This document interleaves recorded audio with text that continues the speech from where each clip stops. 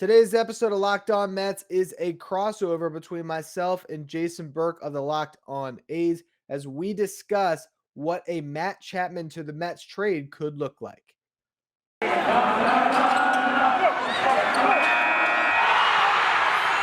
are Locked On Mets, your daily New York Mets podcast. Part of the Locked On Podcast Network, your team every day.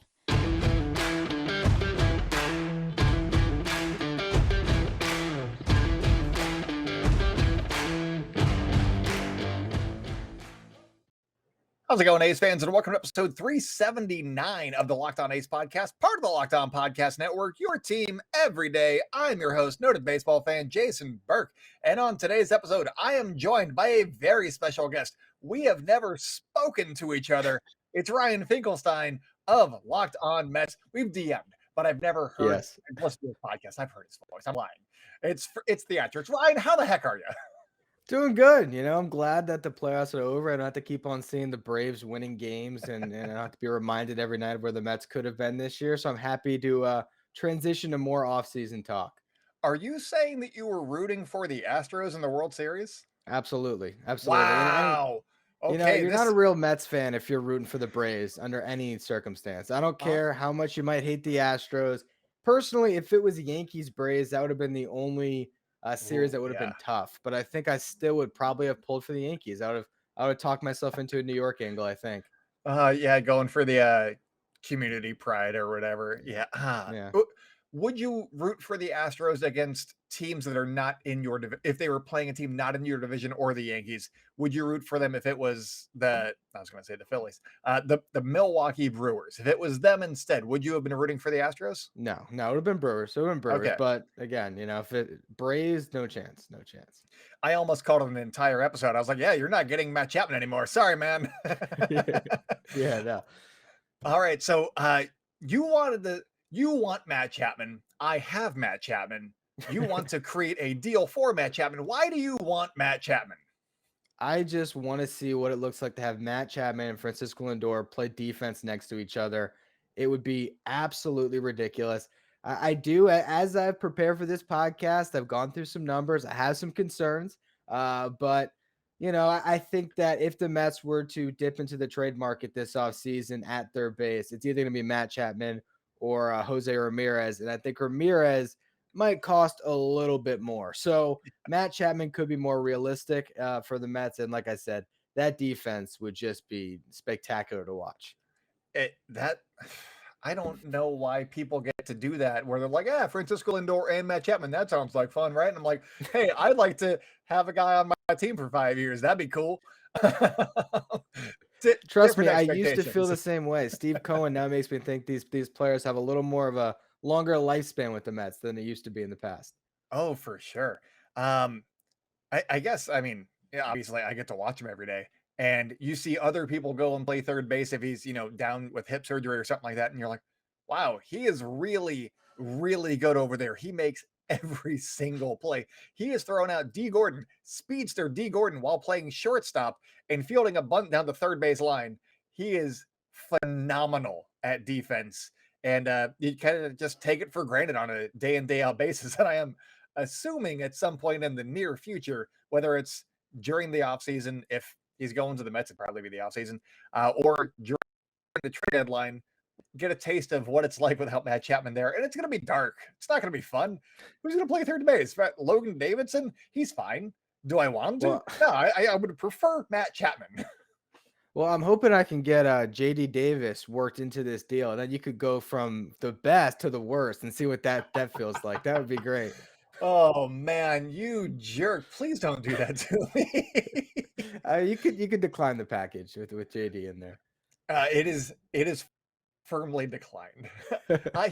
And there are guys that I would like on the Mets, but I don't think that they would fit on the Mets active roster, but they don't fit the A's necessary, their timeline. I don't think. Mm-hmm. Conforto would be nice, but he's a free agent, correct? Yeah, free agent. Yeah, they've got guys, but they just don't fit what the A's are doing right now. And so we're going to be looking at the minor leagues. What questions do you have about Matt Chapman that I can field for you right now. Yeah, I think the one thing that I was looking at is, his best years, 2018, 2019. That's when Mhm. we really saw Matt Chapman with the war over six each of those years. It seems like the last two seasons, what I saw was the strikeouts Yeah. went way up, over 30%. Whereas in those two great years, it was around 20, 22%. So, but what has that been? What's he looked like as a hitter? Is there something concerning moving forward, or just, a 2020 season you can't take too much from, and then just a lot of strikeouts this year? What I think it is he had hip surgery after like 32 games in 2020. And so his hip had been bothering him beforehand in 2020. And so when your hips aren't working, your swing's not working. And so I think that that was a big part of it. And then 2021 was just him recovering from hip surgery all year. I think he's going to be pretty good in 2022, is my guess. Can you bank on that if you're acquiring somebody and trade up to that value? Probably not. It wouldn't necessarily be smart, but I think that that is the trick for the A's is do they hold on to him for a few more months and wait until the July trade deadline and then move him? Or do they, if they get a fair package, I think that he is on the table. But we know what he is capable of, and that's that 29 or 2018, 2019 that you just talked about. And how much is that hip injury affecting him and how much is that affecting his trade value? Can the A's get him back up to that 2018, 2019 trade value if they hold on to him for just a couple of months and get even more prospects and get an jump start on their rebuild if they hold on to him for those couple of months? And that's, I think that it's going to be the big question for the Mets is how much are they going to be anteing up to make it worth the A's while? And that's the question of the offseason. And also for the A's, what kind of a rebuild are they going for? Are they going to be going after like a couple of blue chippers? Are they going to be looking at somebody like Brett Beatty from the Mets? Or are they going to be going after a slew of like 15 to 20 ranked guys and building up their depth? That's going to be another fun question to tackle. Do you have anything else for this segment that you would like to get off your chest before we send it over to break?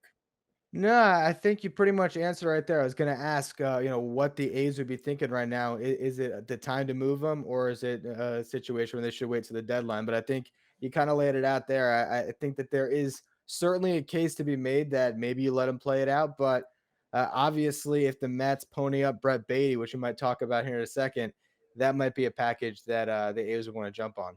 I definitely think that there's room to be to maneuver here, but it's a matter of the team's coming to an agreement, which sounds very simple, but there's a lot at play in that sentence. So we're going to work through all that, and I'm going to take Ryan for all he's worth in the next segment. So stay locked in with Locked On A's, and I'll be right back.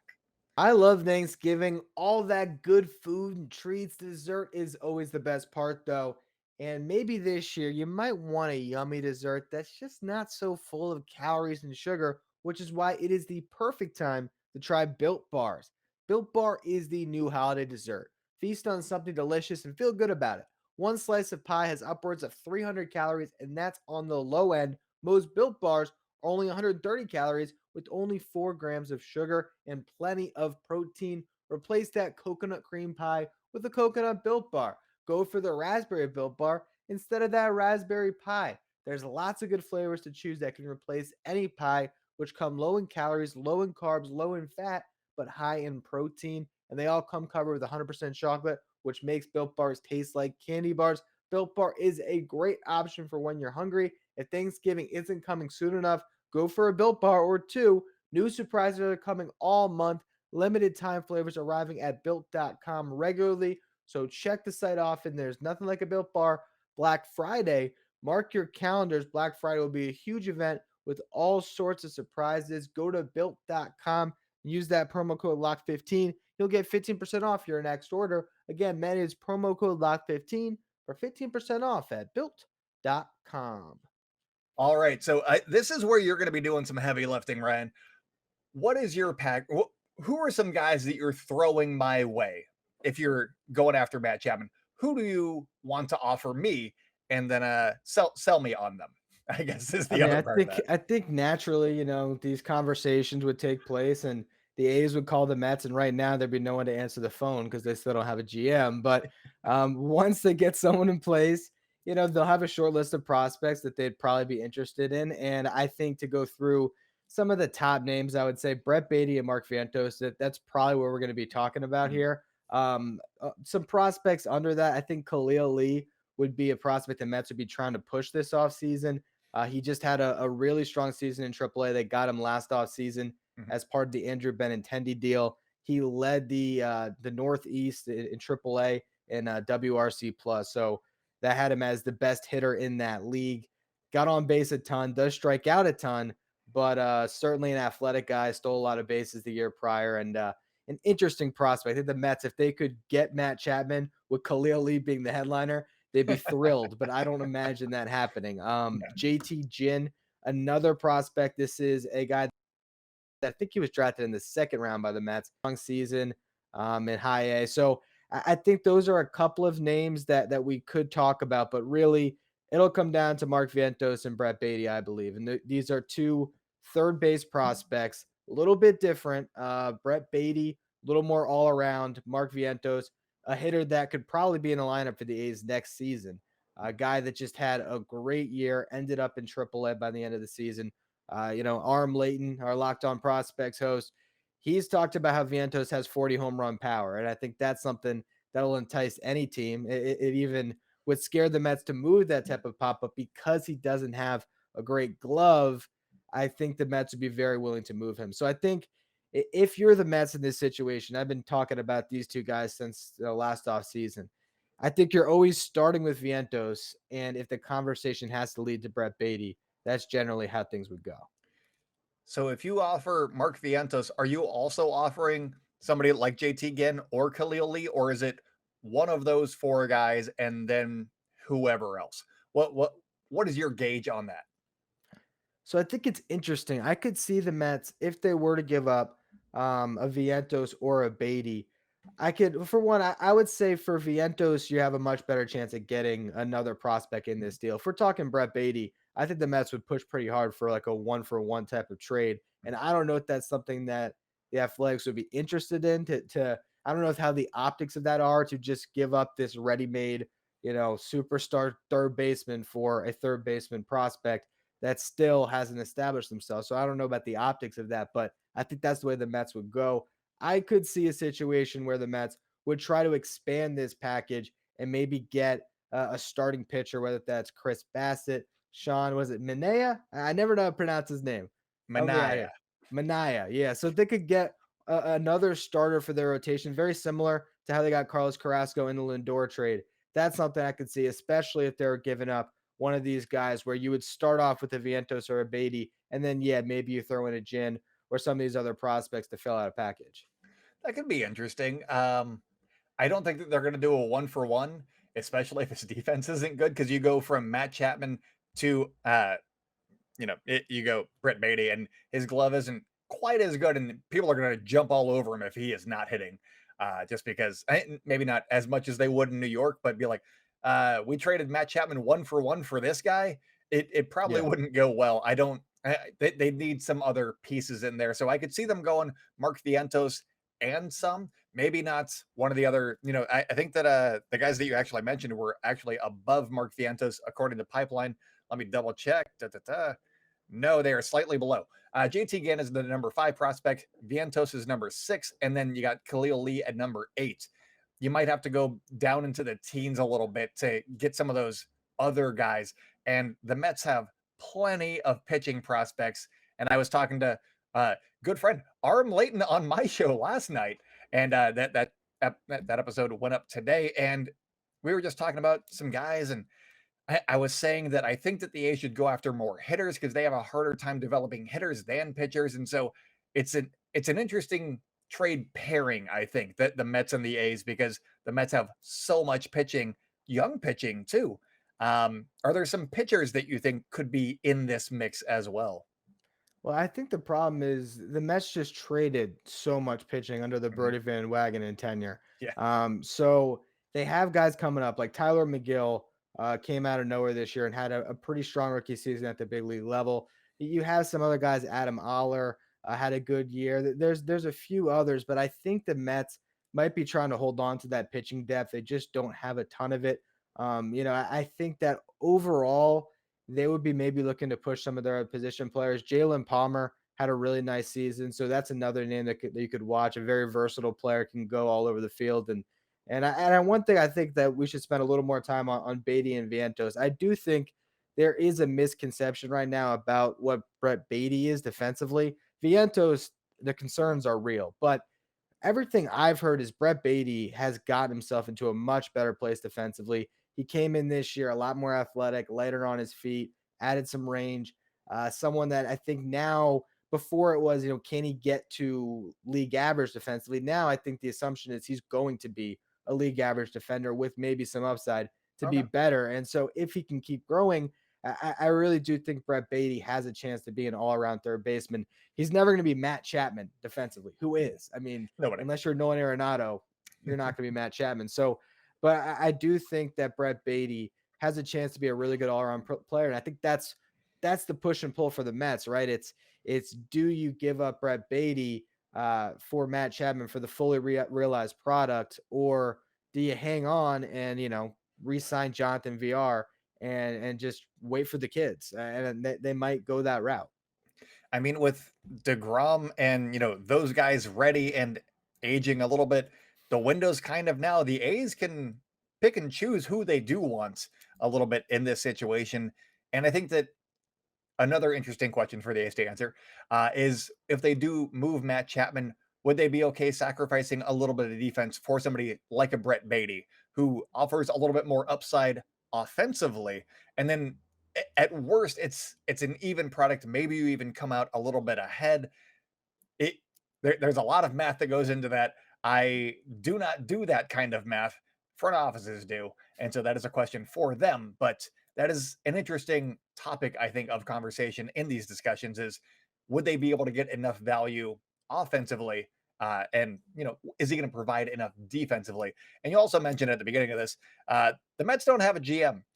Are they going to be making trades? Because I've talked about this in our group chat a little bit, but with the CBA looming and the lockout looming and potentially frozen rosters for who knows how long, I expect November to be a pretty big month. And who's making these calls? Are the Mets actually going to be wheeling and dealing until they get a GM? It's such a tough question to answer. I mean, on my show, I've gotten to the point where I just put my hands up and said, like, I can't talk about, like, what am I going to say? Every day, new exec interviews, 24 to 48 hours later, they have decided that they don't want any part of the Mets. So it's really tough to talk about. I mean, At they didn't this have to point, phrase it like that, but yeah. it's the way it's been going. So I do think that there's going to be some resolution soon. I mean, Sandy Alderson's going to be at the GM meetings. He's going to be running things, which I think Mets fans are about done with Sandy, but that's where we're at. At some point they're going to get some resolution. I imagine within the next 2 weeks. I would have said that 2 weeks ago though.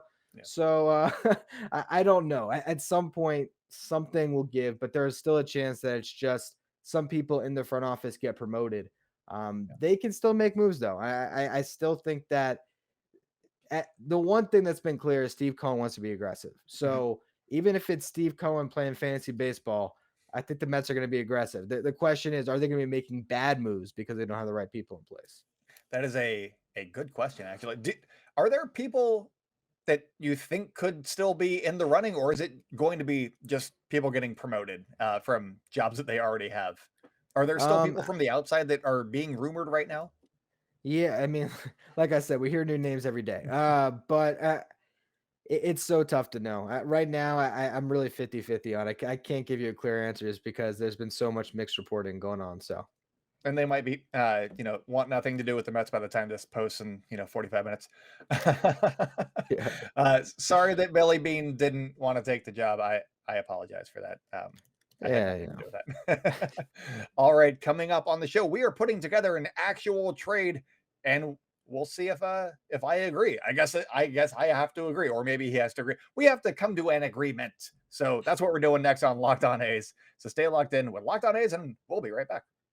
BetOnline is back and better than ever, now featuring a new web interface for the start of the basketball season with more props, odds, and lines available than ever before. BetOnline remains your number one spot for all of the basketball and football action this season. Head to their new updated desktop or mobile website to sign up today and receive your 50% welcome bonus on your first deposit. Just use that promo code locked on. From basketball, football, NHL, boxing, and UFC, right to your favorite Vegas casino games. Don't wait to take advantage of all of the amazing offers available for the 2021 season. BetOnline is the fastest and easiest way to bet on all your favorite sports. Bet online, where the game starts.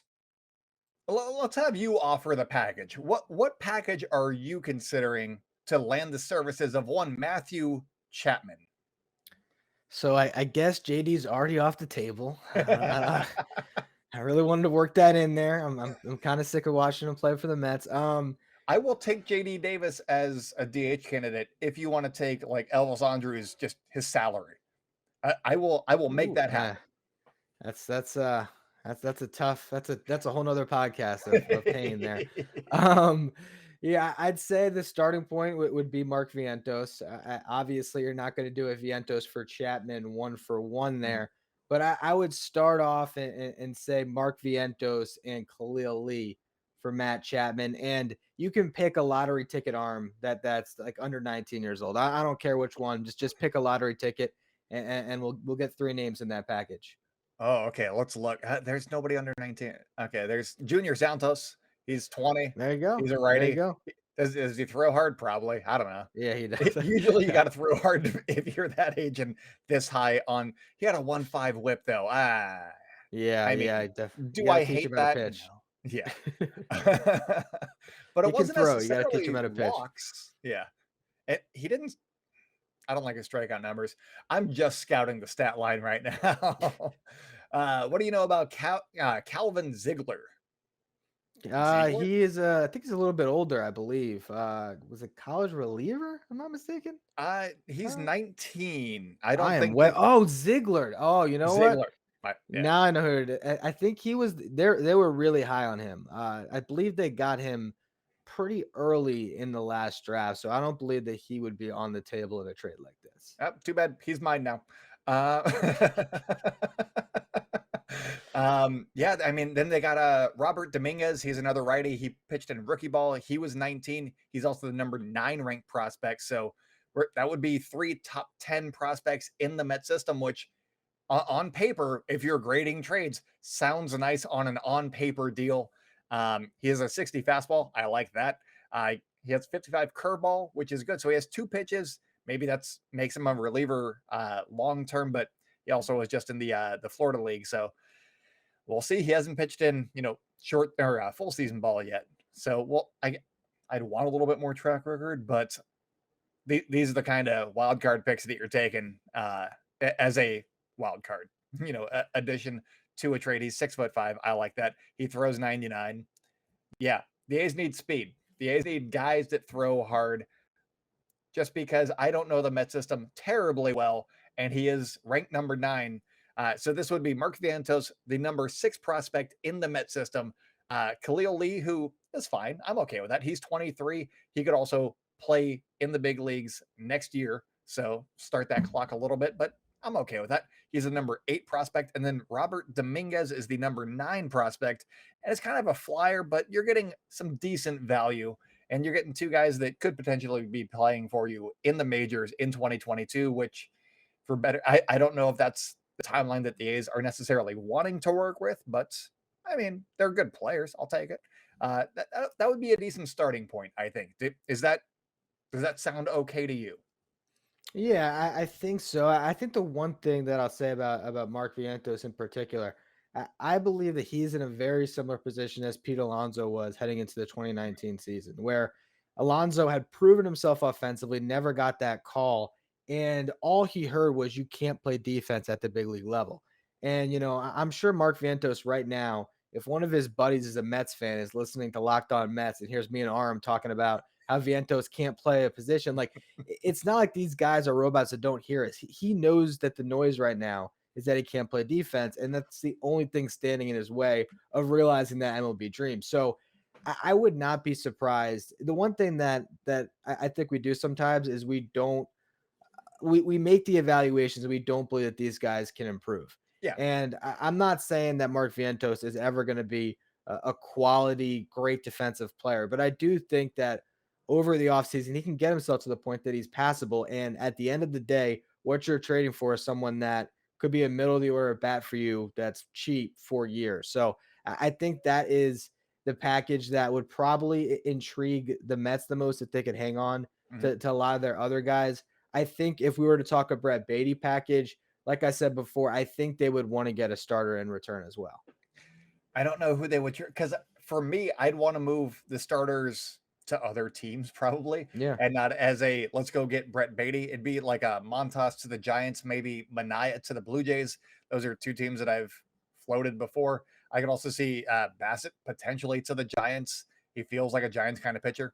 That Montas and Bassett both feel like Giants kind of pitchers, and the Blue Jays need pitching too. So uh, that's kind of where I put them in my head. I could also see the Red Sox being in play. I feel like they could get into a little bit of a bidding war because they've got three pretty good starting pitchers that they could just ask, not for the moon, but get really, really good packages. I don't know that they're necessarily going to be super sold on Brett Beatty and wanting to give up Chapman and one of those guys in order to get Brett Beatty. And that's no offense to Brett Beatty, but by any means. But I Yeah. think that they would be just fine with Mark Vientos and then some in Yeah, and I order to think do that that. from a Mets perspective, I think that for them to give up a Brett Beatty, I think that they would just want a little bit Mhm, like Brett Beatty is the one piece they can move this off season that can really put him over the top. So mhm, if you were gonna put him in this deal, you're certainly calling Cleveland and seeing if Brett yeah, Beatty can be the starting point on a Ramirez trade, and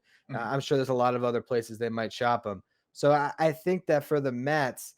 Brett Beatty, obviously a little more untouchable. If they can get away with this and then they could get a trade done with Vientos as the centerpiece, the beautiful thing is Beatty still at least a year away, I would think. I mean, if Mhm. everything breaks right next year, he could make the big league club at some point. But what you could do is you have 2 years of Matt Chapman. And then, if you decide that Beatty is the answer, then you can move on from Chapman and Beatty could fill right in. So it could make a lot of sense for their timeline to make a Also move true. if they kept Beatty. For sure. And one thing with Mark Vientos, I don't know that this is something that would happen by any means, but the A's do have history with a guy who likes working on players' defense, and he's done it a couple of times with third baseman in the past, and that is Ron Washington, who could be a manager sometime soon. The A's need a manager. Is he the right guy necessarily? No. But does he have ties? Yes. Would he be good for a potentially young group of guys and improve somebody like Mark Vientos and his defense? I think that if they got somebody like Mark Vientos and they needed just better defense at third base, I think that Ron Washington would probably be a fairly decent hire as the next A's manager, given his ties and whatnot, and the fact that he's probably good for young guys. And he was not going to be the next World Series coach, or he's probably not going to be there when they open up the new ballpark, hopefully at Howard Terminal. So that would be my guess is, hey, maybe they couple him with a Ron Washington if they went the Mark Vientos route. And that that's just me. I don't know. Are you happy with this? Are you happy with this trade? I would say that the only sticking point would be I would probably, if I was the GM making the move, I would certainly be looking a little bit deeper into that pitcher that you threw in, and to see who would be the best arm there. I do think that Khalil Lee and Mark Vientos is a very good starting point, and then from that point on, you could round out a package. Maybe somebody not in the top 30. And then Maybe, you're like, maybe, this guy was good in rookie ball. yeah. Like that, the Astros, I hate giving them kudos, but they always find people that like Jordan Alvarez hadn't played yet. And they're like, yeah, we throw him into this deal. And yeah, Yeah, it'll be a he's rookie year for fine. them. They've done it so many times, and I hate them for it. And yet you rooted for them in the World Series. I I get rooted why. I get against the why. Braves. I rooted Yes. against the Braves. There's a big difference. I rooted for the meteor. All right. Well, thank you so much for joining me, Ryan. One more time, where can the people find you and the podcast and everything that you do? Again, Finkelstein Ryan on Twitter, Locked On Mets, wherever you get your podcast, as well as on YouTube. You can also find some of my writing at justbaseball.com, working with Arm over there as well. Is he a good boss? Yeah, it's pretty good. He's good. He's a Okay. pretty, yeah, he's a pretty nice guy. He's all right. When I had Javi on last week, he had we had to bleep some things Oh, because wow. he was airing some laundry. He wasn't. He was. All right, and thank you guys so much again for making Locked On A's your first listen of the day. Now, it says to go make Locked On MLB your next listen. No, go make Locked On Mets your next listen. There you Ryan, go. great guy over here. I keep Listen pointing to to the this wrong same direction. show twice. Listen to it on your side, then on my side. I mean, no. Listen to the episode after this where you just talk crap about this experience and go with that. Yeah, Ryan does great work over at Locked On Mets, and he also has a YouTube page. So if you're on YouTube, type in Locked On Mets, subscribe, and then heckle him in the comments from me. All right, but that is all that we got for you guys today. Thank you so much for listening. Until next time, go out and celebrate good times, Oakland, and I will talk at you tomorrow.